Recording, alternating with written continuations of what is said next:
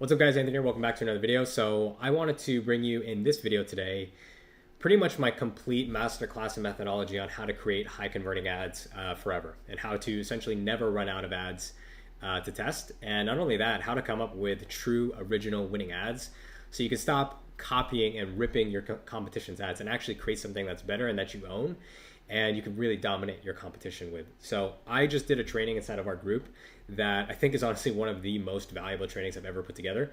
So I wanted to basically re-record it and do a version for YouTube so I can give it away to you guys. And by the end of this video, you're basically gonna understand how to never run out of winning ad ideas for any dropshipping product that you test. And really quick before we dive in, my name is Anthony Camacho. I run a community called God's Your Ecom, and I've also started and scaled my first dropshipping business to 7 figures, and I've also helped several brands scale from 6 to 7 figures per month. So let's not waste any time and dive straight into today's training. So how do you actually make high converting ads, and how do you never run out of ads? Well, from a core underlying principle, it's important to understand that the ad really has one job, and that's to get people to the website. You can't run a dropshipping business without getting traffic, and you can't get traffic without ads. So the ads determine how much traffic you get, but they also determine the quality of the traffic you get. So if I do an ad and it's about weight loss, guess what types of people I'm gonna get clicking onto my website? People who resonate with weight loss. If I do ads about back pain, I'm gonna get people who resonate with back pain. So the ad controls the quality and the quantity of the traffic that you get to your website. So that's why it's such a key, that's why it's so important, right? Because ultimately those people are who are your potential customers. So the question then becomes, well, what do you say in an ad? Where do I start, right? And the first place to start with an ad is what we call desire, okay? Desire, okay? Desire is the driving force of every single purchase decision. For the rest of your life, whenever you buy something, it's because you have a desire. And so a desire is ultimately, what do people want?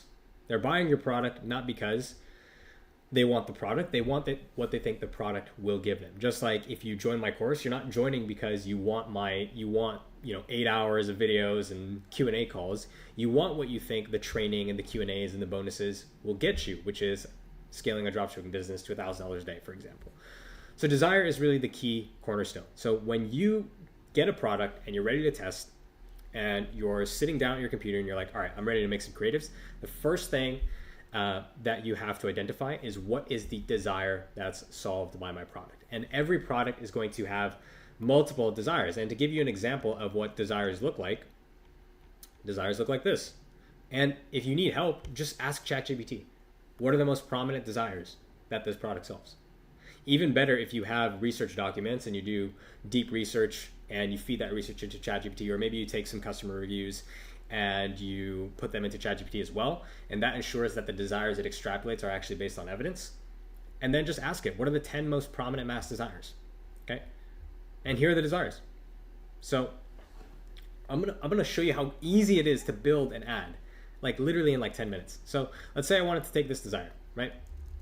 So I know for my product, this is the desire that people have, or this is one desire that people have that is important and they want to solve, okay?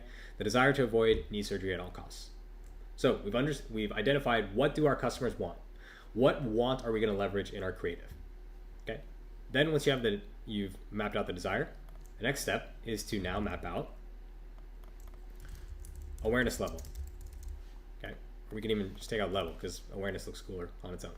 So we have the desire, then we need to map out the awareness level. And an awareness level, or awareness levels rather, basically describe your entire total addressable market. So I'm gonna draw this line here. Okay, and this line represents your TAM, or your total addressable market. Think of this as everyone who could ever buy your product, right? And on or within this total addressable market exists a spectrum of awareness levels. So down here at the bottom, you have people who are most aware.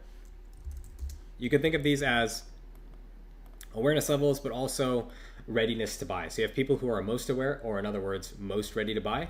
And then you have people who are unaware, okay, and least ready to buy. So awareness basically describes your total addressable market and how they exist in basically different subsections of awareness levels. So the full spectrum of awareness levels is unaware. Let me just bring up a graph real quick. Just super quickly brought this graph up, but there's basically 5 main awareness levels, and I'll break them down for you very quickly here. But as we discussed, this describes your total addressable market. Let's go with gray. And so we start at the least likely to buy, which is people who are unaware. So these are people who literally don't even know that they have a problem, or they're not yet aware that they have a problem. They just have a desire, but they don't know what the problem is, right? So let's take a weight loss example, because this is the easiest and the most obvious one. So there could be someone that's overweight and they don't really know what the problem is. They don't even know that they have a problem that's leading them to be overweight. Okay. Then from the unaware, we go into what's called problem aware. Problem aware are people who know that they have a problem, but they don't know any solutions to solve it. So now you take the guy who's overweight, and now he's aware that he's overweight and he has a problem of being in a caloric surplus. So he knows that he's over calories or he's eating too much. We'll simplify it. He knows he's eating too much, but he doesn't know what the solution yet is to solve that. He doesn't know that he needs to track his calories. He doesn't know that he needs to be in a caloric deficit. He doesn't know that he needs to maybe try intermittent fasting, so he lowers his eating window and restricts his calories, etc. So then from problem aware, we have people who are solution aware. These are people who know that they have options, but they don't yet know which one is the best one for them, right? And they don't yet know that your product is a solution. So these are essentially people who, or we go back to the weight loss example, he knows that he has a problem, which is he's eating too much or he's in a caloric surplus, and he knows solutions to that would be restricting his calories, switching sodas for water, eating salads instead of burgers, moving every day. Or he could buy this, $9.99 fitness program, whatever. Then you have people who are product aware, people who know that the product exists, but they're not yet fully convinced. So if you were selling a fitness program to this guy, he knows about your program, but he doesn't yet know, or he isn't yet convinced that it's actually the best solution for him. And then lastly, we have people who are most aware, which means these people know about your program for weight loss. They know they want it. They just need a reason to buy it now, right? Weight loss is a perfect example, or like New Year's resolutions, and people procrastinate them all the time. So you need to give people reasons to act now, or in other words, a really strong offer. So buy this fitness program today, because if you buy it today, you're going to get 70% off plus free shipping, plus 2 free gifts, plus a money back guarantee. So this is the awareness level. So once you identify the desire, you need to then specify what awareness level are you going to go after. Because the awareness level basically informs where you're meeting your customers. You need to meet the customer where they're at. It would not make sense to use a most aware ad or to give someone a 70% off offer if they don't even know yet that they have a problem. Like giving a fitness program to someone who's overweight but doesn't yet realize that that's a problem is not going to resonate. And conversely, if you try to do the inverse and show that to someone who's ready to buy, then you're basically wasting their time. They're just going to think, you're speaking to me like I'm an idiot. I know I have a problem. I know I need to get rid of calories. Just give me the product. So then you need to describe your awareness level, and ChatGPT will literally do that for you as well. And if you do this correctly, you can just ask it what awareness level and market sophistication are you in. And we'll get into sophistication shortly. But as you can see, awareness level for my market is going to be problem aware. Now, this is the dominant awareness level, but you have to realize that your customers exist all across this spectrum.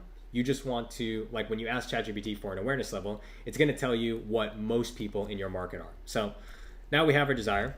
Now we have an awareness level. So we know majority of people in this niche are problem aware. Okay. Once we have the desire and the awareness level, the next step is to now specify, and you already saw it, market sophistication. Okay. Like that. And sophistication basically describes how much marketing your customers have been exposed to, and basically what kinds of messages have they already seen and heard before from your competitors, and how do you need to differentiate yourself from that messaging in order to ensure that you actually stand out.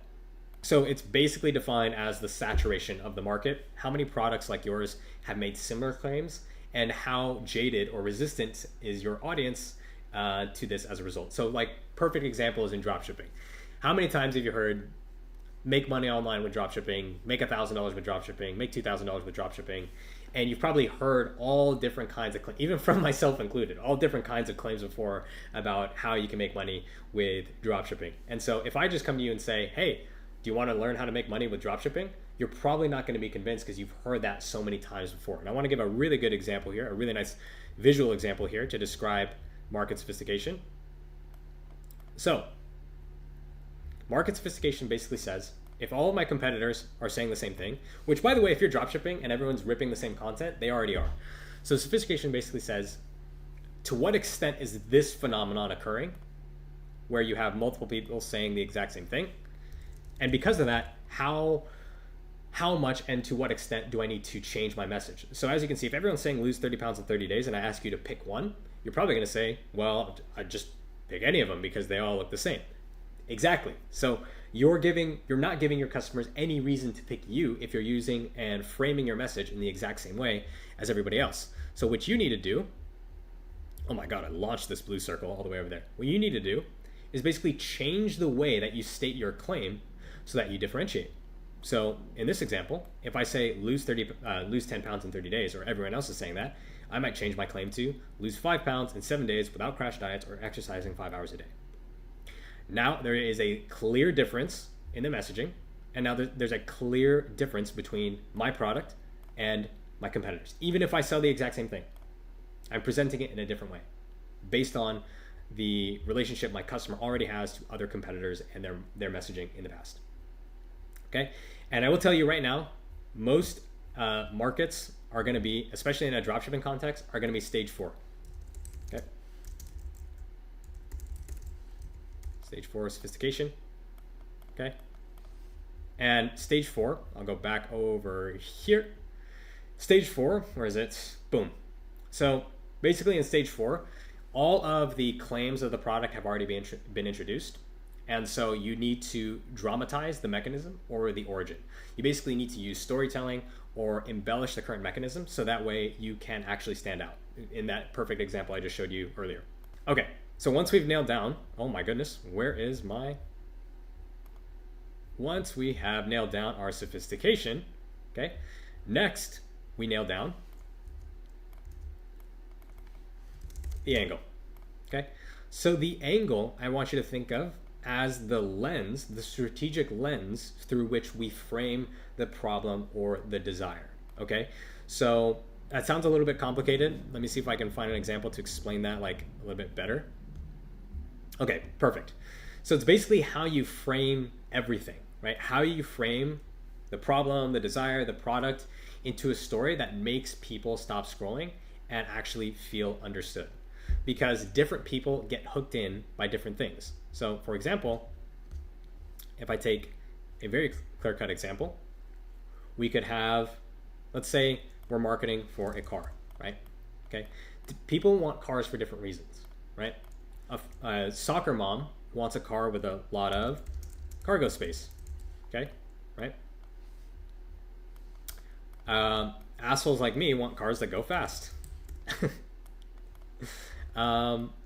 You've got construction workers who want, a lot of storage, or truck bed, right, for storage.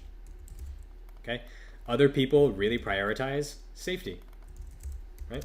And so you have all these different reasons why people want the car. All these people want what our product is, but they have all these different reasons. And these reasons or these angles inform how we position the product to these specific types of people, right? Because it's not just one person that wants a car for safety. That's like represents millions of people, right?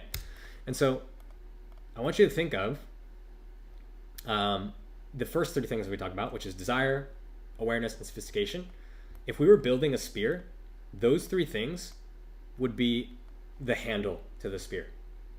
Okay, they're the foundation. And then the angle is the tip of the spear. Okay, very important. It's obviously, you can't have one without the other, but the tip of the spear is what kind of pierces into the market in this, hypothetical example. So let's do a quick recap. We have now at this point, and just so you can kind of see the flow chart here, we have, oh my goodness. desire. Okay, let's do this. The desire, then you figure out awareness. Dude, I'm so bad at Miro. Okay, sophistication. And we're gonna not make this 89. Sophistication, and then the angle. Okay, this is the order that you build your creative in. Okay, and I did this live inside my group, but this is what it should look like when you're done. Okay, you start with a desire that your product has, and ChatGPT will literally do all of this for you. Okay, look at all of these. Well, actually, we started with the desires, then we got our awareness and sophistication, then we came up with 10 angles. Okay, all 10 angles that are all resonating with the same desire. Okay, and then from the angles, we actually took this into, now that you have, if you have like, something like this, where you have desire, awareness, sophistication, and angle, you can bring this into an AI platform and say, come up with 10 Facebook ad hooks. Okay, it comes up with the hooks. Look how good some of these are, right? And so once you nail down for every single creative, once you come up with the desire that you're leveraging, the awareness level you're going after, the sophistication stage, and the specific angle that you're targeting, once you have those 4 things, you can literally build whatever ad you want.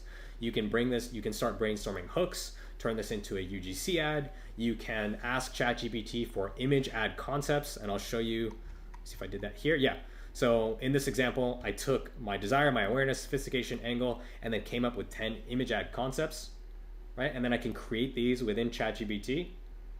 So here are 10 concepts, and these are just the first 10 that it came up with. I can literally put it like, I can do whatever I want with this. There's like infinite combinations and possibilities once you have that nailed down. And the best part with this is once you are creating your creatives in this manner, once you have a desire, awareness level, sophistication stage, angle, and different hook variations you can test, when that creative works, you gain the unfair advantage that 99% of dropshippers will never have, which is you're gonna know what's working and why it's working. One of the most troubling positions to be in as an entrepreneur is being successful without knowing why. Because if you don't know why, you can't replicate it. And if you can't replicate it, the second that creative dies off, or the second things start performing bad, which they will, you're not going to be able to reclaim that success. So for every ad that you test, and for any time you go to sit down to create ads, I would strongly encourage you, I can't make you do anything, but I would strongly encourage you to change your approach. Even if you're going to remake competitors' ads and scripts or image concepts, have these 4 things in mind. Your desire, what desire are you leveraging? What awareness level is this ad going after? What sophistication stage is my market in? What angle am I going after?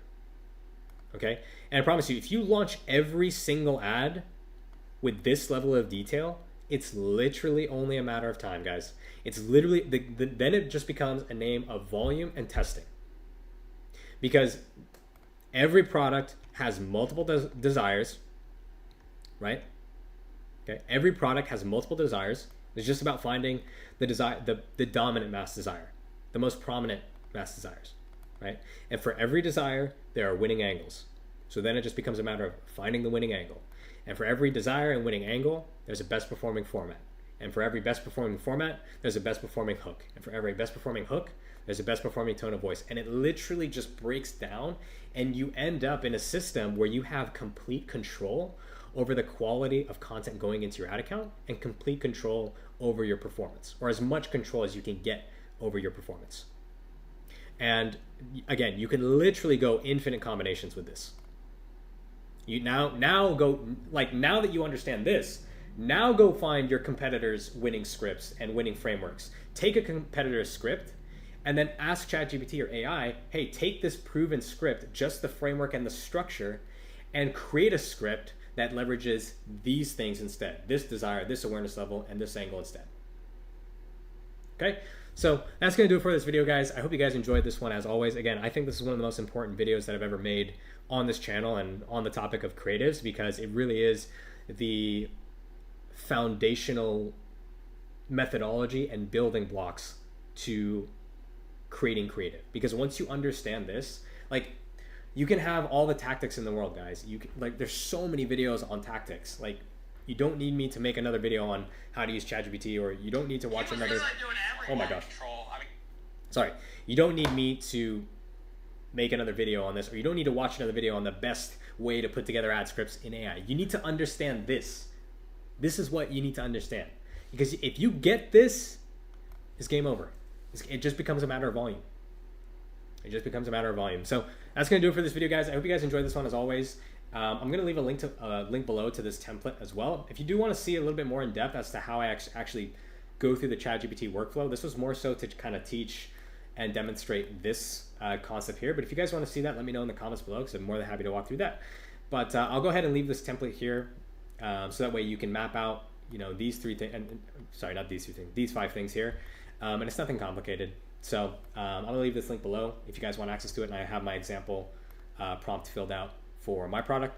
Yeah, that's gonna do it for this video, guys. Hope you guys enjoyed. As always, if you did, make sure to leave a like, comment, and subscribe. And if you want to get access to more coaching, as well as my complete masterclass that shows you step by step how to start and scale your first branded dropshipping business to $1,000 a day, then check out the first link in the description to join God Tier Ecom. We just revised the entire masterclass for 2025. Just finished it last week. So these are the most up-to-date methods on product research, all the way up to Facebook ads, advertorials, all that good stuff. So if you want access to the updated masterclass, weekly Q&A calls with myself, and a chance to win, sorry, not a chance to win, a chance to get all these bonuses, $6,000 worth of spy tools, live recordings, and even coaching calls with me, then check out the first link in the description to join God Tier Ecom. The price will be going up because we're trying to make a push to win the school games. And honestly, the value that we provide is top tier, like number one. I would put our community up against any other fucking community on the planet, no questions asked. So if you want access to the community and all the bonuses and the masterclass, all that good stuff, God Tier Ecom, first link in the description. Otherwise, have a great rest of the day. Take care.